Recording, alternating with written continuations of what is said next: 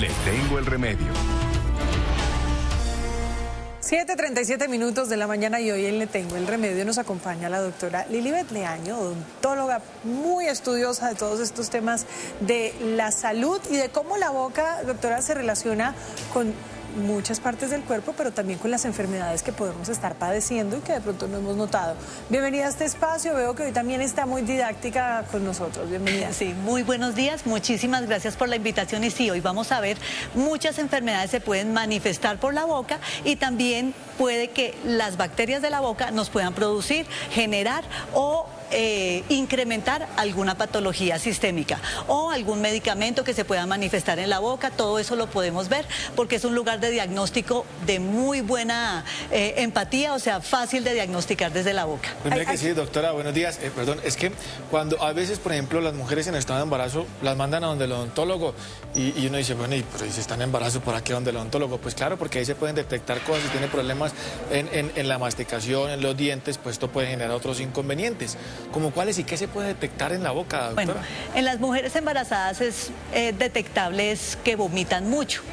A la hora de vomitar, como otras enfermedades como la bulimia, la anorexia, lo que hace es que al vomitar todo ese jugo gástrico se viene a la boca. Entonces, aquí tengo mi pHímetro. Entonces, mira lo que pasa. Cuando la saliva, el ambiente, todos los ambientes en el cuerpo tienen un pH diferente. Bueno, ahí partimos. ¿El pH básico es el grado de acidez o alcalinidad que tienen las sustancias. Entonces, en la boca debemos estar muy cerca a este que es el básico. Bueno, aquí tenemos que estar muy cerca, entre 6 y 7, es el pH que debemos tener en el ambiente oral. Pero el estómago es otra cosa, porque el estómago tiene un pH muy ácido. Entonces, mira de aquí a acá cuánto acidez aumenta, es muy ácido. Entonces, al llevar esos líquidos a la boca, ¿qué pasa? El pH crítico en la boca está más o menos 5,2, 5,5. Crítico quiere decir que ya hay pérdida de estructura, y si hay pérdida de estructura en 5,5, imagínate pasando un líquido que es tan ácido como esto, desmineraliza el diente. Entonces no todas las enfermedades bucales son dependientes de las bacterias, o sea que las bacterias me puedan producir la enfermedad, sino que un pH crítico y más bajo que el crítico puede desarrollar caries dental y enfermedades periodontales. ¿Por qué? Porque ahí está, por ese pH está destruyendo el esmalte dental, la superficie dental, que logra que le quite el mineral y que pues pueda surgir alguna enfermedad. Además, el patrón es muy diferente al patrón que tienen otras enfermedades, porque si va de adentro hacia afuera, la desmineralización va por las caras de adentro de los dientes. Entonces es muy fácil identificar a una persona que vomita, porque el patrón de erosión es en las partes de adentro de los dientes. Estas dos enfermedades que usted menciona, doctora, no son de fácil comunicación con quien las padece. Generalmente generan un rechazo. La comunidad señala mucho a quienes se infringen este daño y vomitan y es una situación muy compleja por la que están atravesando. Seguramente no manifiestan que tienen anorexia o bulimia, de pronto se puede ver por la delgadez, pero no es una conversación fácil para estas personas. Cuando un profesional de la salud como usted, un odontólogo, se da cuenta de esta desmineralización y que probablemente esa persona está vomitando, ¿ustedes qué hacen con esa persona? Le dicen, estoy identificando que probablemente, ¿cuál es la acción que ustedes hacen con estos pacientes? Si es adulto, pues obviamente aconsejarlo, hacer la interconsulta con el médico tratante, pero si es menor de edad, hablar con los padres que algo está sucediendo, porque normalmente los padres no lo saben.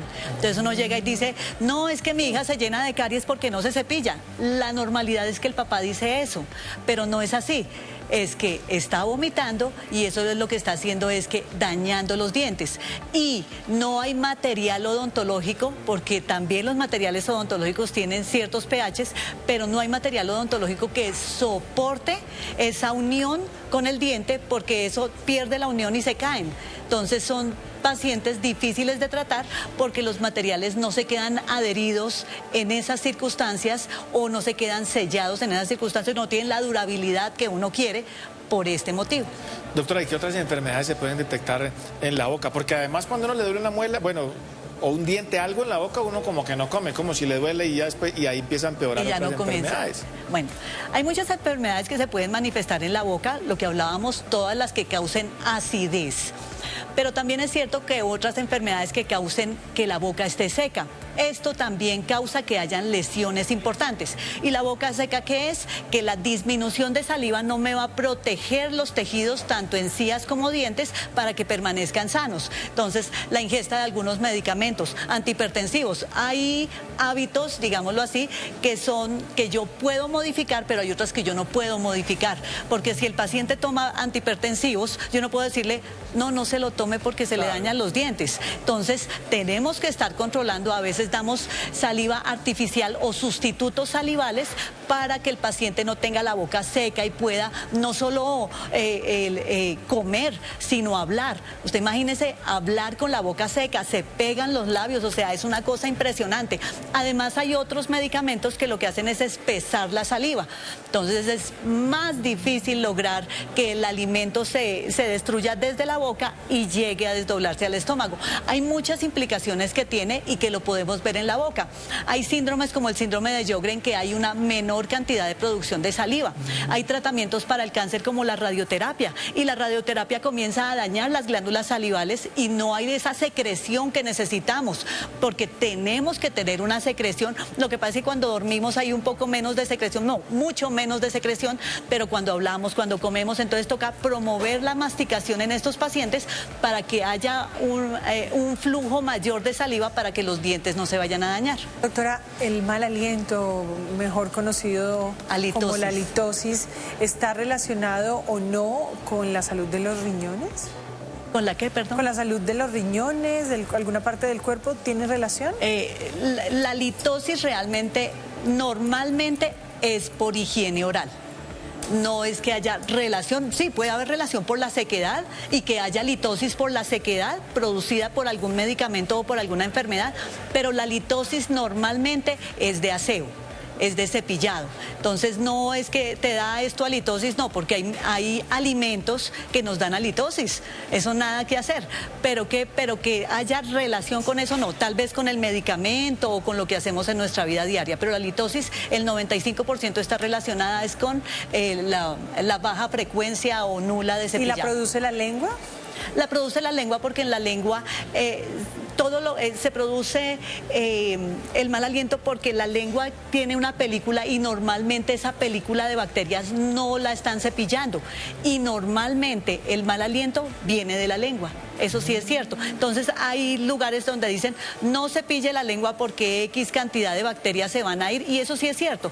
Durante el proceso de enjuagues que utilizamos para tratamientos periodontales como la clorhexidina, ese hace un barrido de bacterias, y no solo las patógenas, también las comensales, y lo ideal es que no se acaben las comensales. Entonces, ¿qué hacemos durante ese tratamiento? Cepillar los dientes, pero no cepillar la lengua solamente en el evento de la clorhexidina para que no barramos esas bacterias comensales y puedan otra vez llegar. Nos preguntan aquí rápidamente el productor que cuáles son las patógenas y cuáles son las otras, las bacterias. Las residentes, residentes, con las que tenemos que vivir. Digamos que el término bacteria, su software es maldad, porque si yo a una comensal la dejo colonizar, pues se vuelve mala. Colonizar. Sí. A una comensal, a una residente con la que tengo que vivir, conviven en eubiosis, quiere decir que no me molestan y ayudan en muchos procesos que comienzan por la boca. Pero si comienza en disbiosis ya se llama enfermedad. Quiere decir que crecen en riqueza, o sea, más especies y en cantidad. Entonces, puede ser muy comensal y todo, pero si yo hago que vaya y dele papaya y verá. Doctora, hablamos de la acidez con esta tabla que usted tiene ahí, pero también tenemos un número arriba, que es el 14, de algo muy alcalino. Ajá. Lo muy alcalino también puede afectar la salud de la boca. Claro, porque la boca, digamos que debe estar en ese pH, no es que lo llevemos a la alcalinidad, sino más bien que sea básico. Es muy alcalino. ¿Qué convierte la boca muy alcalina? Muy alcalino. Lo que pasa es que hay bacterias resistentes al ácido y que no son resistentes a la alcalinidad. Entonces, a veces hay materiales que llevamos a la alcalinidad para tener una respuesta biológica. Es decir, hay materiales, por ejemplo, que vamos a hacer una restauración. Y a la hora de hacer la restauración estamos llegando bien al nervio. Entonces usamos productos muy alcalinos para que tenga una respuesta biológica y ese techito de la pulpa haga como una cicatriz para que se recupere, para darle, porque las bacterias que causan la caries dental son están en ambientes muy ácidos y además de eso producen muchos ácidos, pero sabemos que los perfiles de las grandes enfermedades orales como la enfermedad periodontal y la caries dentales son totalmente diferentes. Como que el perfil de la caries, el espacio para poder intervenir los dientes. el perfil de la caries no es el mismo del perfil de la enfermedad periodontal, no son las mismas bacterias y no actúan de la forma igual. Estas producen ácidos y comen azúcar y estas producen inflamación crónica y para el cizallamiento, para el cepillado es muy difícil porque entran en un surco, o sea, es muy difícil, digamos, actuar sobre las dos, pero hay procesos tanto alcalinos como ácidos que hacemos los odontólogos para crear una respuesta a la que necesitamos. Doctora, ¿qué es enfermedad periodontal? La enfermedad periodontal es la enfermedad que ataca los tejidos de sostén. O sea, lo que sostiene al diente. ¿Qué sostiene al diente? la encía. La encía y el hueso. Uno puede tener una encía muy grande, pero la encía puede que esté grande es porque está inflamada. Y hay factores como el tabaquismo. El tabaquismo me baja el pH muchísimo. Entonces, y hace que los tejidos no sean tan resilientes. Entonces, una encía que no va a sangrar porque fuma, pero no quiere decir que no esté enfermo de la enfermedad periodontal, porque los primeros síntomas de la enfermedad periodontal es eso, el sangrado, y si fuma y no hay sangrado, pues no me doy cuenta. ¿Hay alguna enfermedad propia del estómago que se pueda evidenciar en la boca? Lo más grave sería un cáncer de pronto o incluso del colon. ¿Qué se puede identificar en la boca de los problemas que tengamos en el estómago y en el colon? Esa pregunta es muy importante y una vez hablamos de eso. Hay unas bacterias en la boca que es el Fusobacterium. Ese Fusobacterium está relacionado con el cáncer colonorrectal. Hay muchos estudios que sugiere la evidencia científica actual que está muy relacionado con el cáncer. ¿Sí me explico? Y la acidez también tiene una manifestación en la boca, no solo para caries dental, sino también para bruxismo. Lo que hemos hablado siempre, si yo tengo acidez, yo no bruxo para que mi tratamiento me lo hagan en la boca. Tengo que hacer el tratamiento en el estómago porque estoy bruxando por la acidez, no por los dientes. Hay dos preguntitas, y es que también hay un examen del Helicobacter, pero sí, que lo hacen con algo en la boca. Sí, sí. Ahí también se manifiesta, ya nos cuenta de sí. También nos preguntan aquí en redes sociales que si hay alguna manifestación de una enfermedad de transmisión sexual a través de la boca. Claro, claro. Entonces, realmente las mucosas actúan de manera similar. Siendo pHs diferentes y funciones diferentes totalmente, pero sí hay manifestaciones y sí hay que hacer histología para saber qué clase de bacterias se encuentran en la boca y por qué me están ocasionando daños. Y virus como el virus del SIDA tiene una manifestación oral importante y vemos unas manchas muy moradas, realmente sí, de análisis en la boca es total. Doctora, hablemos del análisis, porque entonces sí, la boca es una ventana de lectura de lo que puede estar pasándonos en el cuerpo. ¿Y cuál es el examen que uno le solicita a su odontólogo o a su médico tratante en la boca para saber qué bacterias tiene y cómo está? ¿De ácida o de alcalina la boca? Bueno, realmente para medir la acidez o la alcalinidad de la boca se puede usar pHímetros o se puede usar cintas que me muestran según el color, me muestran qué pH está ubicado. ¿Y esto se consigue en una droguería? Sí, se consiguen muy fácil, pero la manifestación oral es de muchas enfermedades, por eso es que el diagnóstico en saliva, miren en la época de la pandemia, el diagnóstico se hacía en saliva, porque es muy fácil, es poco invasivo y es de histología fácil. ¿Qué se lo hace el odontólogo? No, se lo pide al odontólogo? Sí, uno lo manda a hacer, nosotros no lo hacemos, pero hay patologías que sí hacemos en consulta, o sea, tomamos la muestra en consulta y las enviamos a la lectura. Doctora, aquí otra pregunta que nos hace un televidente, que si el sabor amargo constante en la boca puede ser como un signo de alarma Sí, no solo la acidez, sino lo amargo, también hay que analizarlo. Y hay que ver con historia clínica, con la anamnesis, a ver qué es lo que está sucediendo en ese paciente para que tenga ese sabor. Pero sigamos con eso, ¿pero qué es la anamnesis? La historia clínica, lo que uno le pregunta al paciente. Muy bien. Ya, entonces, bueno, con la historia clínica se hacen...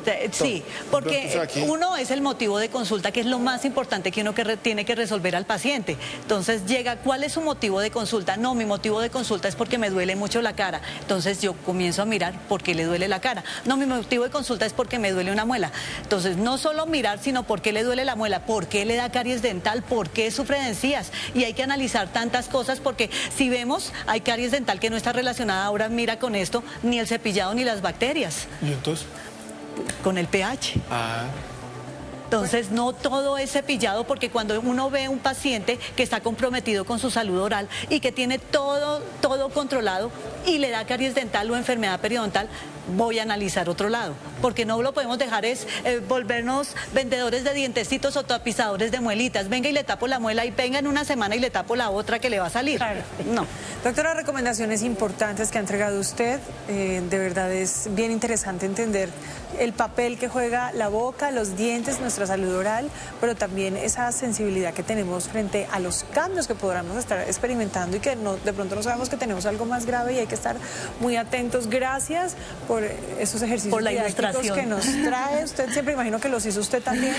Y gracias por estar aquí, doctora Lili. Bueno, les agradezco mucho por la invitación y también invito a todo el mundo a que esté muy pendiente de su salud oral.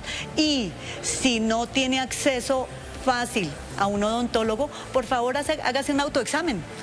Cómo estoy, cómo se comporta mi saliva, cómo está la calidad de mis dientes, y de verdad lo más importante es que asesórese no solo en su salud, sino en las herramientas que debe utilizar para que permanezca sano. Odontóloga Lilibet Leaño, muchísimas gracias por acompañarnos aquí en Arriba. Muchísimas gracias por la invitación.